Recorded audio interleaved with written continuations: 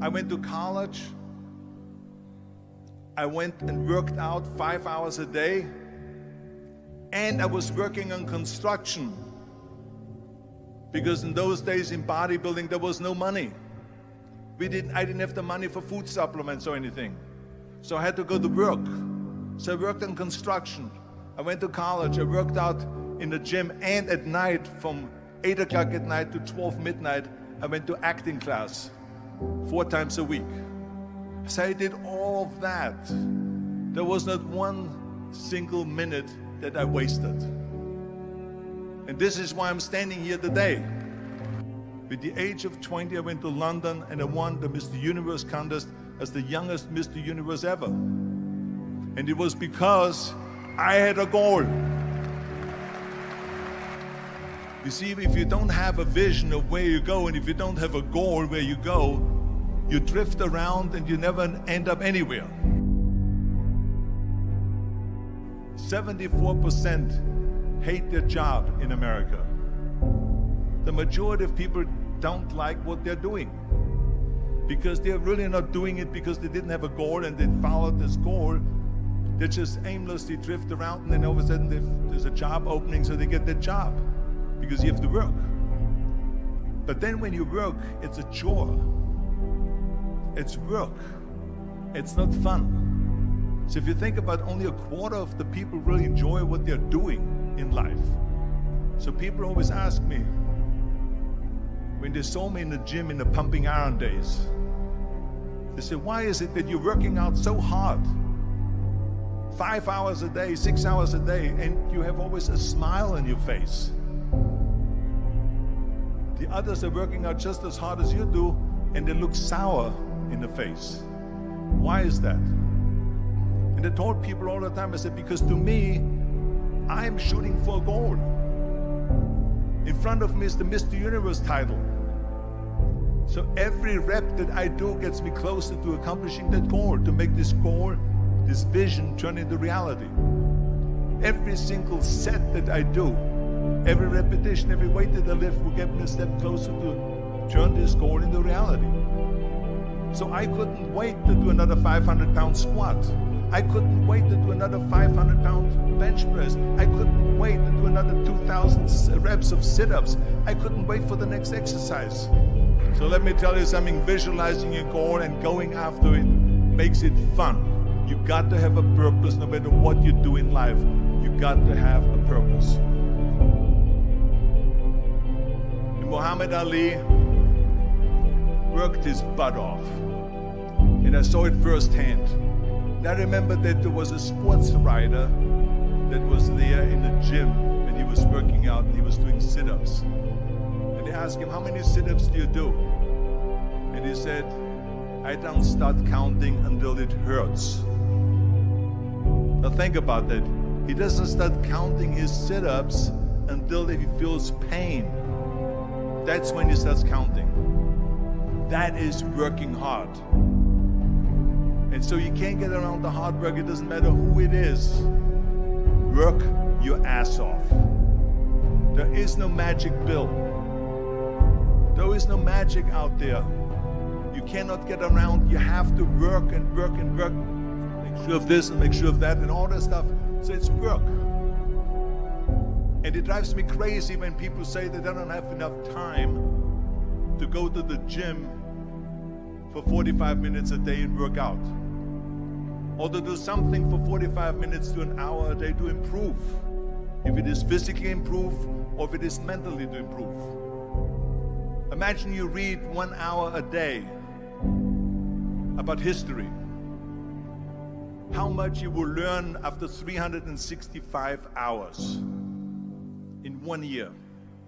Think about if you study about the history of musicians, of composers, how much you would know. Imagine if you would work on a business, on some business that you want to develop every day for an hour. Imagine how further along you will go and get. So it drives me nuts because when people say we don't have the time, we have 24 hours a day.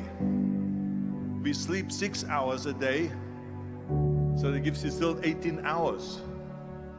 There's someone shaking their head out here in front. They say probably, I don't sleep 6 hours, I sleep 8 hours, right? Or just sleep faster.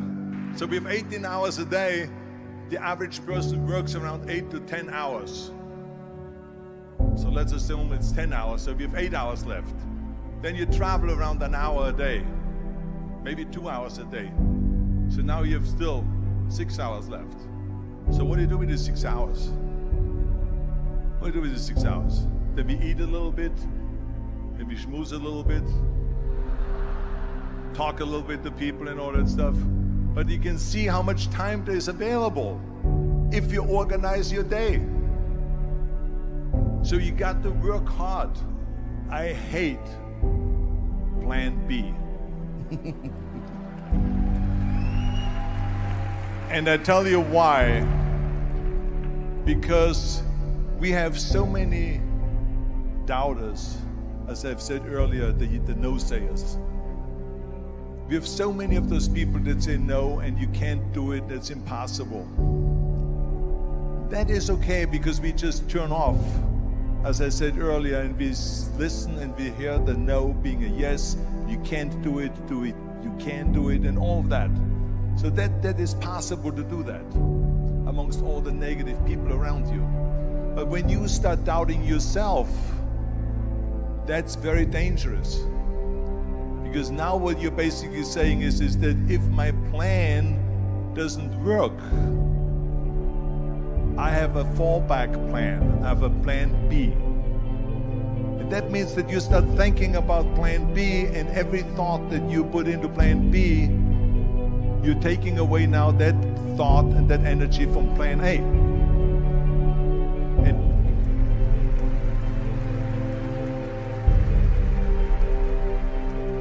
And it's very important to understand that we function better if there is no safety net, because plan B becomes a safety net. It says that if I fail, then I fall and I get picked up and I have something else there that will protect me. And that's not good, because people perform better when there's no safety net. People perform better in sports and everything else if you don't have a plan B. I'm telling you, I've never ever had a plan B. I made a full commitment that I'm gonna go and be a bodybuilding champion. I made a full commitment that I'm gonna be in America. I made a full commitment that I'm gonna get in the show business and I'm going to be a leading man. No matter what it takes, I will do the work. I will do the work over and over and over until I get it. And the same was in politics and everything like that. So to me, it is very dangerous to have a plan B, because you're cutting yourself off from the chance of really succeeding. And the reason, one of the main reasons why people want to have a plan B is because they are worried about failing. What is if I fail, then I don't have anything else? Well, let me tell you something. Don't be afraid of failing, because there's nothing wrong with failing. You have to fail in order to climb that ladder. There's no one that doesn't fail. Michael Jordan said in one of his interviews, when they said, "You're unbelievable, you're the greatest basketball player of all times." I mean, tell me about that. And he says, well, you're just mentioning the successes. But he says, for me to become the greatest basketball player, I missed 9,000 shots when I was playing basketball at the NBA games. So during these games that he was so successful, he missed 9,000 shots.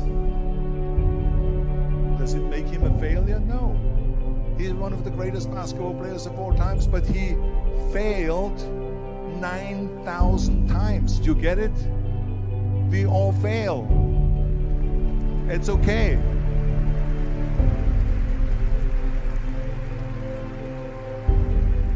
What is not okay is that when you fail, you stay down.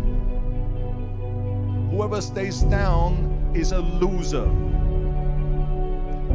And winners will fail and get up. Fail and get up. Fail and get up. You always get up. That is a winner. That is a winner.